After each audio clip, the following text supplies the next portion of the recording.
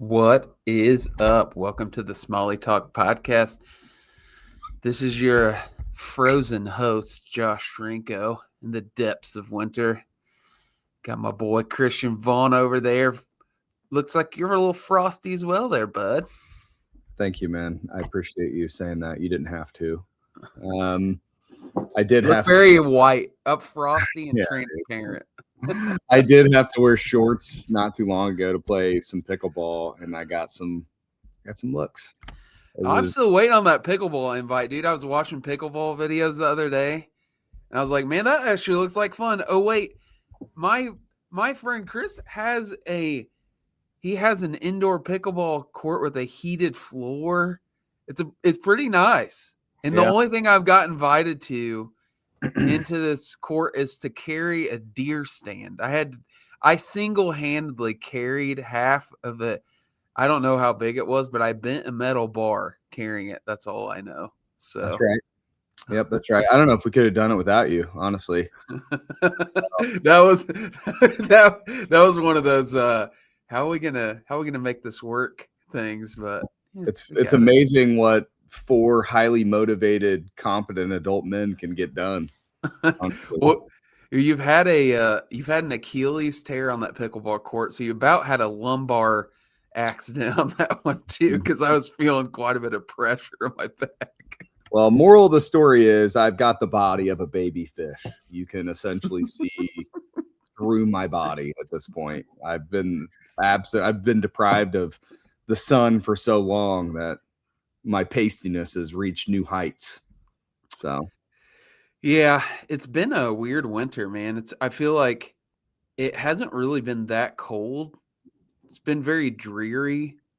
I feel like it's been pretty cold. I feel like it's been. I mean, it got cold enough that all of our rivers froze up in December. That's pretty rare. Yeah, but then I called you, and our river was 65 degrees while it was on it the other day. I know, so weird. Yeah, I know. Just imagine if you're a fish, probably in freaking whiplash, dude. But yeah. Speaking of, you just went out. Well, we've been out. We went out together. Yeah. Yeah. Since the last podcast, we've been out together once. When was that? It was like a couple days after Christmas. It's kind of a It's kind of become bullied out of our spot by a bank fisherman who. Oh, trust me, I went back there and I was like, hey, I was like, this dude. I was like, we submitted to him last time. I was like, if he comes out today, I was like, I'm not moving if we're catching fish. Ain't no way, dude. I laid down on my back and just spread my legs. Well, we were actively catching fish. Like at the time, we didn't know it, but that was the peak part of the day. We were like on a pretty good. I think we'd caught like maybe 4 or 5 right there, and we were like on them. And this guy comes out, and he was like kind of guilt tripping us a little bit. Are you saying it was the most guilt? It was the biggest guilt trip on earth. And then we moved just in time for him to say he was fishing with live bait. Like, if I would have known that, I would have stayed. It was crazy. Like, I come out here every year after Christmas to soak some earthworms. Like, oh my God. Well, he didn't catch anything for one, so which is surprising. I was like, dude, I figured if there was smallmouth right there that he would have got him to hit a worm, but didn't catch anything. And then we pretty much didn't catch anything either. I feel like we maybe caught like 1 or 2 other ones after that, but it was it dried up, dude. Fish for maybe another 2.5, 3 hours, and I don't know if we caught another fish at all. You did. Or 2. I may not have. I think we ended up. It was actually I would call that day like very typical, very average winter day. Like I think we maybe had 15 fish, something like that, and then you had a 20. Which, by the way, I'm like, one, I definitely like made Chris a little upset during that. He was like fighting this fish, and we get it in the net. I netted it for him. Get it in the net. He's like that might be a 20, and I did the whole nah. It's not a 20. You know, I was thinking it's like a 19, and sure enough, puts on the board. It's a 20, and I looked at the picture because I It's think he 20 took and it a on. half. I looked on my phone. I was like, that might be a 21, It was actually. it was over 20 and a half for sure. Yeah, Like, I was looking at the tail. In fact, let me see here. I got the picture. I want to show it to you well, because I I th- was like, I saw what you were talking about, and I think what it was is like, you know how sometimes like if you're taking the photo from a certain angle, like if their tail isn't completely flat on the board, it like kind of flexes back towards you. It'll make it look like it's longer than it was. You know what I'm talking about? hang on. I'm telling you, dude, it's hard to tell on the screen. I got it. You can't I see know it. I know what you're talking. It's hanging off the board. If The I was in a the stuff below the board. You're now, talking about the tail below the board on that photo? yeah, Yeah. yeah. I think what happened is that particular photo, the tail was somewhat like flexed back and it made it look a little bit longer than it was, but the top half of its tail was flat on the board. I feel And like maybe yeah. Anyways, it was a good fish. It was a But very good you fish. completely freaking I shit on it, sandbagged dude. me, dude. You sandbagged the hell out of me. I was I like, oh my god, I think that one's a 20. That's a big fish. Nah.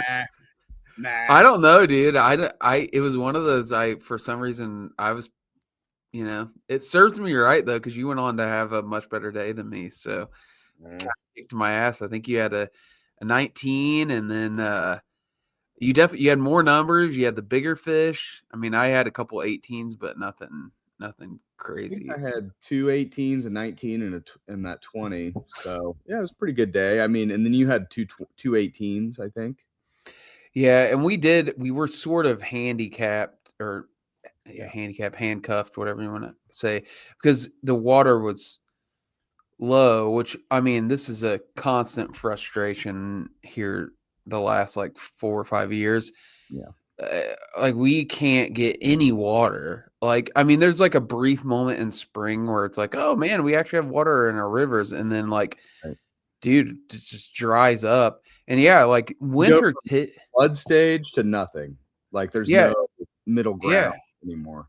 Yeah, I don't know what's up with that, but like usually about this time of year, we'll see some water hit the system, and like we'll Right. see a couple big precipitation events. We haven't had those. So we're dealing with like, summer flows essentially right now. And like you can't in a jet, in the wintertime, you want to be able to run because the fish are concentrated, but they're in spots that are far apart. Right. So, that's the whole advantage between having a jet versus like a, drift boat or kayak. You can run from those spot to spots.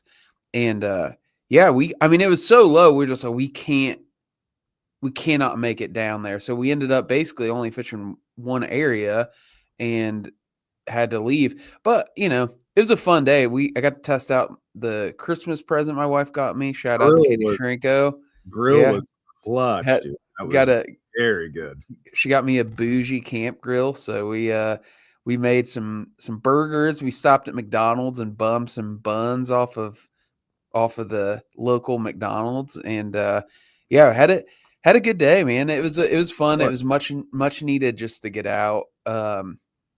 So yeah, I did go out last weekend, and so I had famous Ohio angler Ryan Dahl he texted me and he's like, "Hey man, I'm going to be in Indy," and he didn't ask me to take him out. Just for the record, these are the kind of people I do take out. The people that don't ask, by the way. He was like, "Hey, I'm going to be in, Indy. I might try to hit up a couple rivers or something like that." And I was like, "Oh, hey, well, if you're going to be here," I was like, "I don't think I'm doing anything next weekend. Let me check with my wife." And sure enough, freed up. So I met him at the ramp and I was like, "Hey, you can just hop in the jet," and got there. And it surprisingly, the flow, it didn't come up a lot, but it came up just enough to like you can make it. You Right. can make it. And so fish, it was a very underwhelming day. Like most days where people come and fish with me from far away, you know, it just ends up not I working out. want I want to know what blood oath you got from Ryan because Oh, he he knows. lives close enough that Yeah. if I see your ass out there, you're getting flooded, bud. I'm gonna Yeah. hit you with the jet nozzle, bud. Yeah, he knows. But Right. but I I took him, you know, to a few spots, and I told him, he was like, "Hey," he's like, you know, "I don't know what to expect or whatever." And I was like, "Dude, I want to see you catch him on a jerk bait because he's always catching them on Yeah. suspending jerk baits." I was like, "Me and Chris really don't throw them out there that much." Right. And we got out there and he's throwing this jerk bait. First thing, gets hammered, dude. And I was like, "Oh man, this might be on today." And he's like, "Oh, it's a big one. Get the net, dude." Asian Asian carp. absolutely. Asian carp, dude. He didn't even have to say a word. I knew it. Dude, if Yeah. anybody could go out there and smash him, though, it'd be Ryan. He's good. That dude's a good fisherman. Yeah. So we had a rough day though. I did catch a 20 for full disclosure. I did First 20 of the year for you. first yeah, it's actually first fish of the first smallmouth of the year. Was a 20. Of Pretty course. good. Pretty Pretty good. good. Pretty good. Pretty, Yeah, I like that. pretty Uh good. but I only caught I think 4 fish all day. So Oof. that's pretty tough. Now we Roll did out cut the the red we carpet for the yeah, dolphin. I know. We cut the day short because it was like it was supposed to rain in the afternoon, and I had ran a long way. Let's just say a long way, and it's fine. It was low. It was like it, Ryan Dahl got the jet boat experience. He is like, we're going over some rocks. He's like, holy shit, dude. And I was like, yeah, that one was pretty close. You know, we were like weaving in and out. Like it was just high enough to like make it to where we went. And then get down there, obviously, and then it starts. I wasn't accounting for this. I was like, oh, it's starting to get really windy. It's starting to rain. And I'm like, I can't see The surf. Can't shit see on the anything. river. Oh, dude, Yeah. that. Yeah. So I'm like kind of starting to get like luckily he was ready to go, but it was probably like 1 o'clock or so. I was like, dude, It's not the weather. It's that run, dude. When you can't see anything below the surface, like it gets sketched. I mean, you know that river well enough, at least, that you're not super worried about it. But I mean, oh, when I it's was worried about it. when I it's was low, though, worried. it's tricky. But I mean, you know that river well enough to know 80% of the time, 90% of Yeah. the time, you know what line you're supposed to be on. But when you're out on like relatively new water and it starts like that, or like that's what makes me so nervous about like Susquehanna, for instance, because I don't know that river Oh, that well. yeah. And it gets windy, you're like, holy shit, what am I doing out here? This is stupid. You Yeah, know, well, the nothing thing to is, your boat has survived a dry dock, so I whatever the Susky can throw at it is nothing compared to what it's already got. man. So, That's the boat's a all-terrain vehicle, man. uh, so, well, we ended up going back on that run, and it was like, honestly, dude, I didn't hit a single thing, and I was like, I have no idea how I didn't hit something because it was windy. But the worst part, it started sleeting, and it was hitting me like my naked eyeballs were taking sleet to straight to the pupil, dude. And I tried putting on sunglasses, and they fog right up, so I'd take them off, and like I had to, had to make it through it, and it was like it was probably one of the most impressive jet boat drives I've ever had, just given the circumstances that I didn't hit anything. So it worked out though. But Oh, caught yeah. a 20, didn't get a hole in my boat. It's a good day. I So mean, if you've never been out on a jet boat, though, like I mean, I'm sure Ryan's been out on a jet boat Yeah. before, Yeah, but yes. like that whole experience is pretty wild. I remember the first time I did it, I was like, man, this is weird. You're running over, 30 miles per hour, running over rocks that are 6, 7, 8 inches below the water. It's pretty intense. Yeah, there was there yeah, I mean, we both we both hit stuff together multiple times. I've Hard. hit more stuff than you somehow. I don't know. Yeah, maybe. We both hit some.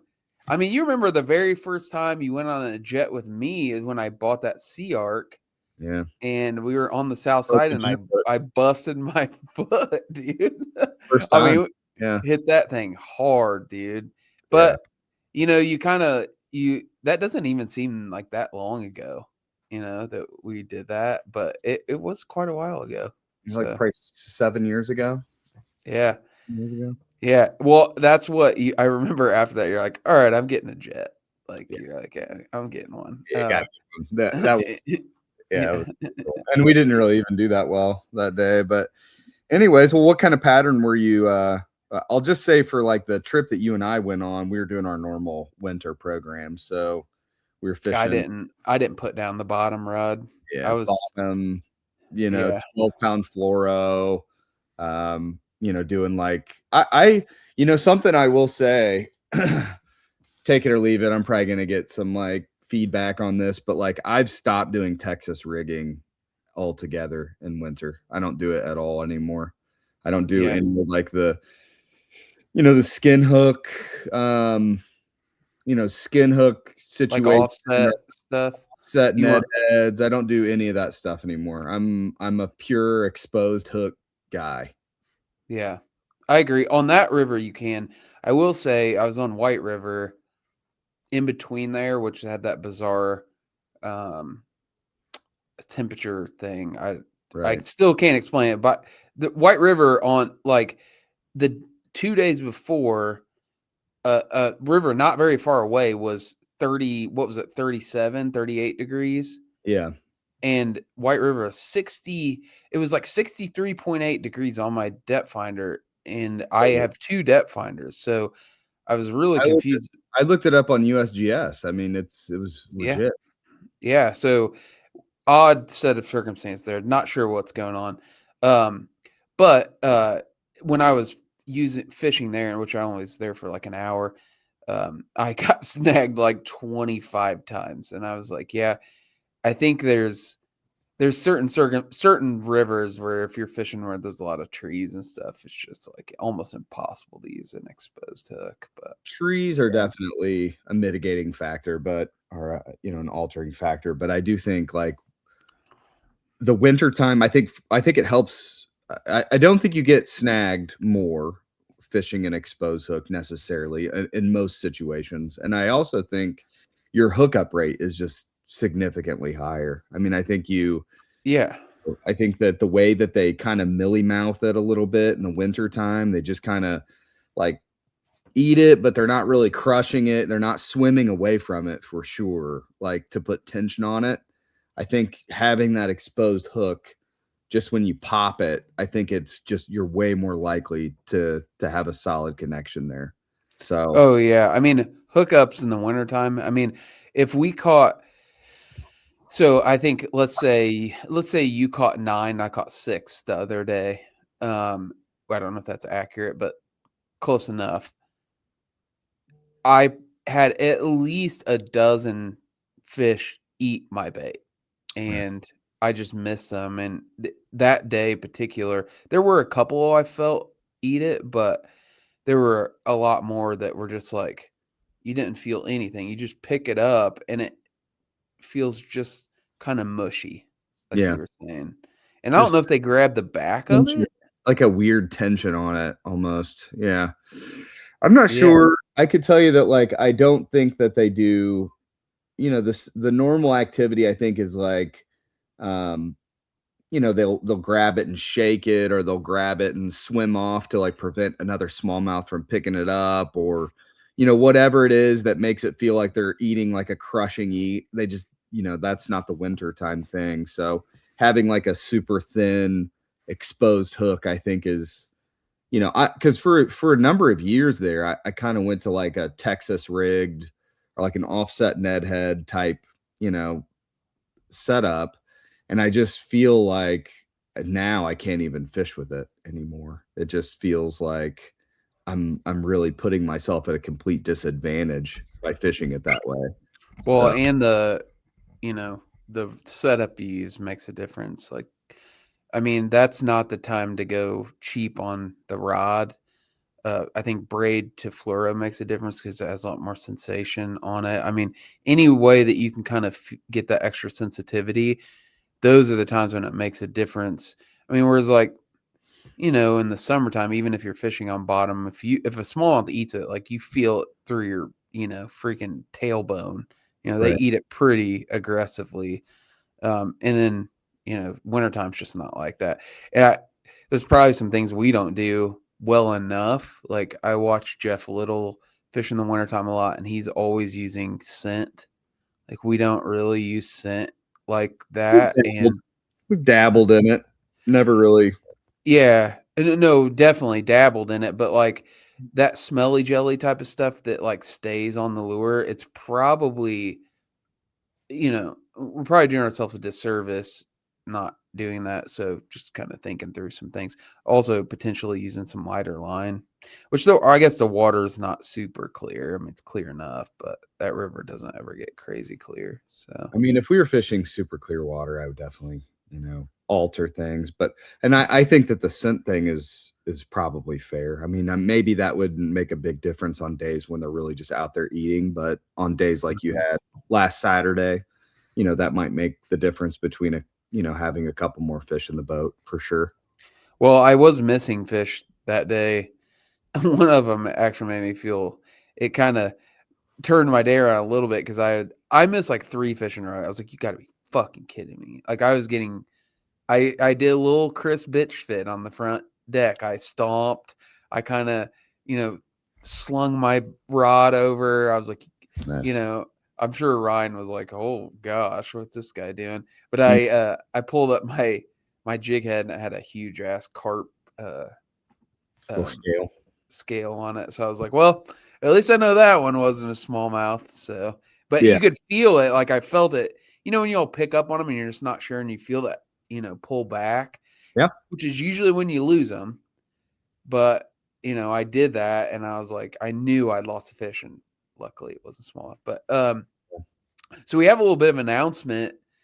Uh, this is one of the reasons I want to do podcast. One, just like to try to get together, talk fishing with you as much as we can. And I still have some stuff I want to talk about, but kind of, I think our audience is, you know, let us know that we don't put out enough episodes, so, ever so kindly, some people kindly, some people not. And, I think Chris and I had talked about this, over the phone, a little while ago. It's kind of like, what do we want out of the podcast? What do we want to do? And I think a lot of, just to give you guys a little insight into our sort of brains. Like we just, since we started this is our, I think, 7th year doing it. And our lifestyles have changed a lot. Like both of our professional lives have gotten more time consuming. Our families have grown, like kids are in different stages, and we just don't have the time that we used to.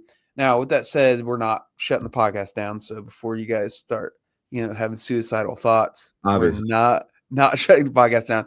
I think we both agreed, like we want to keep doing it. Like we both like doing it. We just kind of only are going to do it when we want to. And we'll always have these OG episodes where we'll have you guys on, me and Chris will come on and talk about our trips.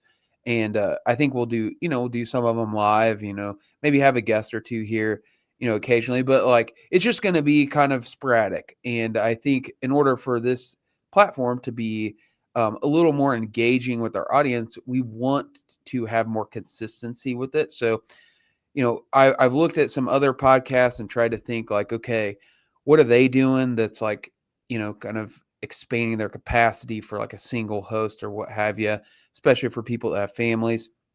And a lot of people have done like kind of spin-off types of shows where it's part of the same brand, but it's like a different host and it has like a specific topic that's a little bit more dialed into a certain thing or whatever. So I thought with our podcast, what, we talked about it and kind of agreed like what we thought would be a good fit is we're going to start introducing sub shows under the Smalley Talk brand. They will be under our feed.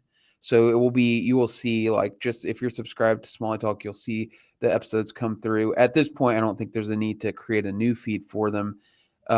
They will have a different logo on those episodes. So you'll notice the episodes will have a different logo, but they will be region based. So we will actually have some Smalley Talk specific region shows. And the first one that we kind of thought would be a really good region to cover, because it's kind of like what you think of when you think of smallmouth, is the Great Lakes. And Chris and I, Chris obviously has some experience going up to Lake Michigan and that, what have you, but that's definitely not our like forte. So we tend to stick to more like what we fish on a regular basis, which is more rivers and that sort of thing. So I think it's going to be good for our audience to get a little bit more of a taste of, the Great Lakes, a host that's dialed in more to the Great Lakes. And I was thinking about some people that like, hey, who would be good to host this? And the person that kept coming to mind was a guy who we've had on the show, friend of the show, Destin Demarion, who's a guide on Lake Erie. And he has agreed to at least explore doing this for a few episodes to see if he likes it. So our first episode we're recording very soon, and it will be up. Got a really cool guest coming on. So I'm going to be hosting that with Destin, probably temporarily. Then hopefully Destin can go on its own. If Destin decides this isn't for him, we will find someone else to do the Great Lakes show. So if for some reason that doesn't end up working out, and there's someone out there that's like, hey, I'd love to do that, submit your resume, shoot us a DM on Instagram. Direct message, not a dick message. Just Cock pictures, dick pics are welcome with your resume, so it can only help, but not required, because that would be illegal. But yeah, if you're interested, or if you have another region within the United States that you're like, hey, I'd really like to host, maybe we might have another show for you, because I do think we want to expand this into several shows. It's going to be like a once a month commitment. So if you're interested, it's not like something you got to come in here and host once a week. Once a month show, want you to show up, host a show, get engaging guests, talk about engaging concepts. We have a pending host for an Ozark show as well. So we'll have Great Lake shows getting ready to start. We'll have an Ozark show as well. And I'd like to get at least a handful more, maybe a Northwood show. I didn't chat with you about this, Chris. What other regions do you think would be cool to have a smallmouth? I mean, the dirty South, of course. You got to have a Southern show, right? Like maybe I was thinking even maybe like, yeah, South would be good. Like a Tennessee, West Virginia. Yeah, which I wasn't sure if Appalachian. Maybe we just call it the Appalachia show, because Tennessee's not, that wouldn't be part of that region, or does it stretch into? Yeah, Appalachia goes into East Tennessee as well. I mean, it wouldn't be like West Tennessee, or Central Tennessee. Appalachia would be cool though. I feel like that would be a really good, Appalachia. The only other region that I feel like we don't have is like Northeast. So like New York, Pennsylvania. We hate the Patriots, and honestly, fuck Boston, dude. from that region sucks. Pacers beat Boston's little ass the other night, dude. I like it, baby. I know. Yeah, I mean, it is what it is. I mean, I think, Josh is, being a little generous. I think at the end of the day, like, when we started this show, I think we both had, I had one less child. My kids were younger and required less of me, and I was an associate at my law firm, and it's just time. We have a very finite amount of it. And I think at the end of the day, we both have to spend time on what supports our family, what um, and there's a lot of time that we try to dedicate to ourselves too, obviously with fishing and hunting and doing the things that we like to do. But, I think at the end of the day, it's just, we definitely, I hope that the podcast, can continue and continue to be kind of a place where people can come and hear about fishing and hear about kind of our, adventures and everything else, but and continue to engage with the fishing community in a positive way. But it is what it is. I mean, I think that the guys that Josh is looking to bring in to host the other spin-off shows definitely bring a different perspective and more expertise in the areas of that they'll be talking about. And I think that that's great. And they'll have fresh perspective, fresh topics, and that kind of stuff. So I'm excited to hear, you know, and see kind of what the next phase of all this looks like. But yes, I mean, I hope that we'll always be able to kind of, come together and do these Yeah. types of Yeah, episodes. even if it's just like, 4 or 5 times a year, it's like, so what? We at least get together and do them. I mean, to And me, it's like we'll I fish together and, that kind of stuff. I mean, it has nothing to do with that. It's yeah, just, man, it's just tough. you'll But always be my friend, Chris. Always.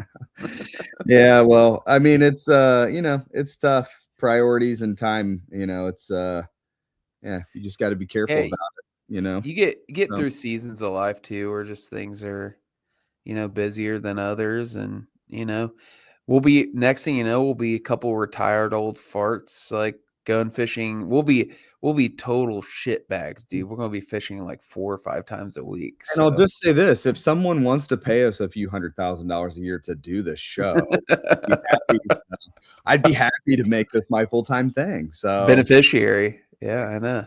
so Uh, well, yeah. Either way, it's coming down the pike. So just just keep an eye out for it. Like I said, we'll have a Great Lakes show out. Probably do a little slow rollout, but hope my goal is to have 4 to 5 episodes per month that comes out, because I think that's more along the lines of what, like a weekly type of episode that we should be, and it'll just be different stuff. And you'll see us, like, honestly, if we want to hop on a podcast with them, we'll kind of do it if we kind of feel like it. If there's an interesting guest or whatever we want to hop on, it's our kind of thing. But I think it'll be cool for me, honestly. I don't ever get to listen to Smalley talk. Like, like I created Smalley Talk with Chris to I mean, the first call of it, I remember I called you on the phone and I was like, "Hey man, do you want to start a smallmouth podcast?" And you're just like, "Yeah, let's do it." And it was because I was trying to find stuff to listen to, right. and there wasn't anything. Now that podcast landscape's crazy how much it's changed since then. I mean, the topics related to fishing, it's been a complete proliferation of, Yeah. all kinds of different, Yeah, subject matter, I but mean, there was nothing back then. no, nothing. Um, so it'll be cool And we though. still somehow really never blew up, which is kinda crazy.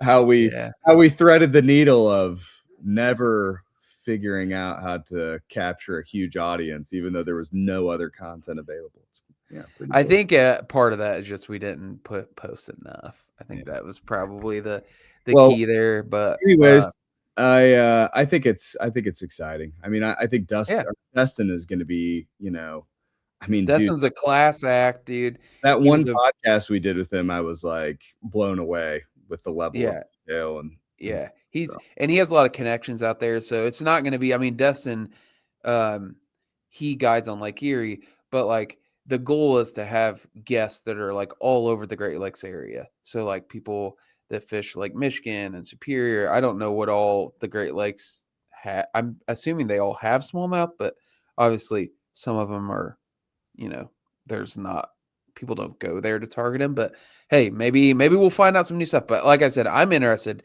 to listen to those episodes because it'll be the first time I'm like a true listener. Not Yeah. like so.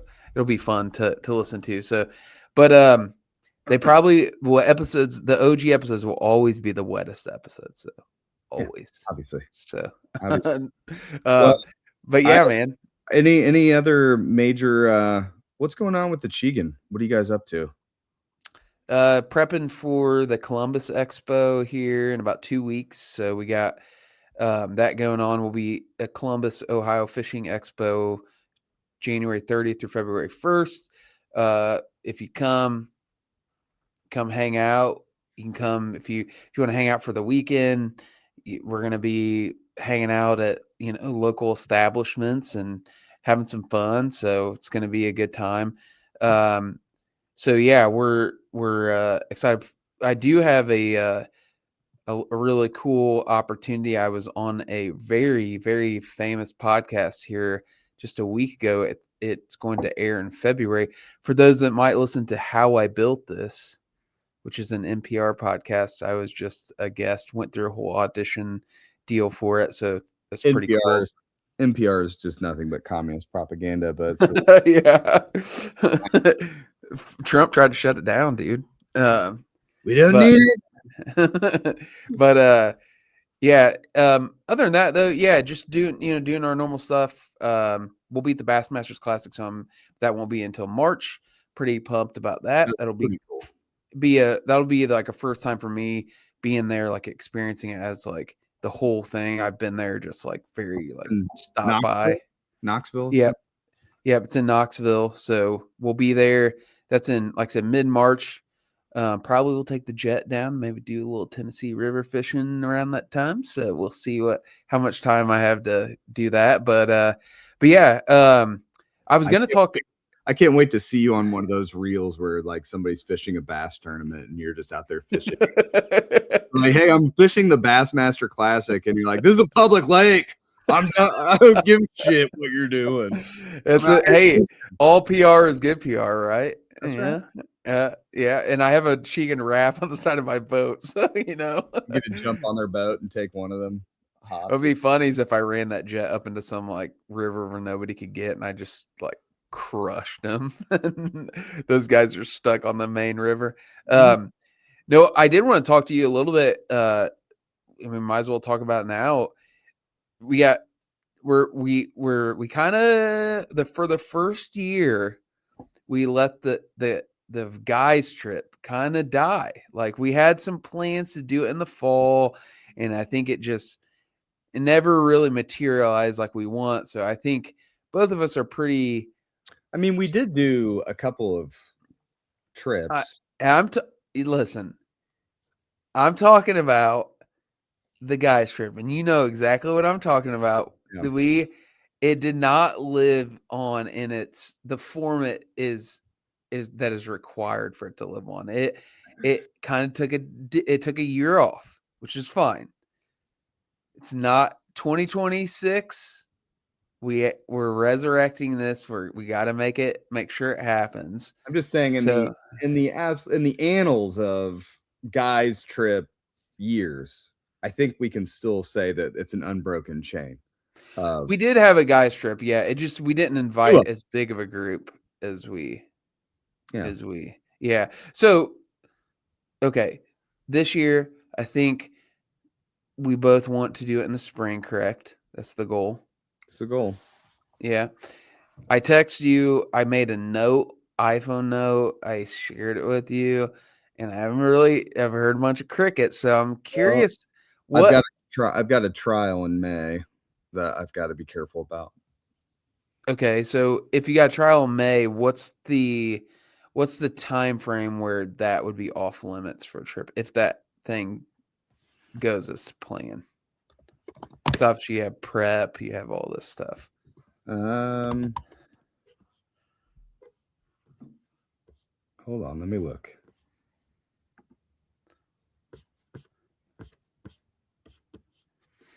Okay, so It goes through about the 15th. So everything after that's fair game. Oh, 15th of May. Yeah. What about before then? Nah, everything before then is disaster. Okay. So As long as it's after like the 16th, like that 16th, area, that should be good. so you want to try to do it. Okay. Well, I mean that makes us a little bit more dialed in. So what if we tried to, I mean, let's just try to do on that next week. The week of the Monday, the 18th. Let's just try to do that. Why not? And if I'm for my money, we can try to get all like we can try to do all this like, oh, we want to do something different. We know where we want to go for a guaranteed trip. And it would probably be really good. The only thing we'd be risking is that they might be spawning. But it's like kind of they probably won't be. But they could be. Well, we'll talk about it. I mean, let's think about it, but I know where you're going with it, and I'm not against it. Okay. I mean, we could do, I mean, that would be a time for him to go do the Traverse thing. That would be sick. I just don't know. I was even thinking about, like, for me, obviously I'd take the jet, but like, I was thinking, like, if somebody forced me to get on my kayak, that inflatable would work, obviously, but like, if there's any wind, I would be completely screwed with that. Oh yeah, it'd be terrible. I Does that thing know. have spot lock on it? No, it's just like a electric motor. Well, we'll figure. Anyways, I mean, no, I fully intend on, re-erecting the guys trip and I like that word. making it fully erect. Well, let's just put. How about let's throw that week out on the guys thread I like that. and just be like, hey, this is the week we kind of need to do it. Like, is everybody who's in, who's out? And it's like whatever. I think we kind of taking that approach is probably the best thing, I think we just anyways. plan it, and who can come comes, and who can't. So Everybody can come. Everybody can come. I'll take on all comers and come on all takers. I'll tell you that. Yeah, right. it actually works out really well because so June's birthday's that Saturday, so Nice. that would work out. Okay, sounds good. Other than that, I don't have much, man. I mean, honestly, fishing wise, we Chief, both kind of got anything? Just the 2 shows. That's all you guys really got going on right now. yeah, nothing crazy. I mean, we're gonna have some. We're gonna have our first like true clearance sale. We're gonna try to clear out a lot of like odds and ends stuff we have. That'll be after that first show, but yeah, and then we have a new mini munchie coming, but that's still in development, and a couple things behind that. But yeah, man, nothing crazy.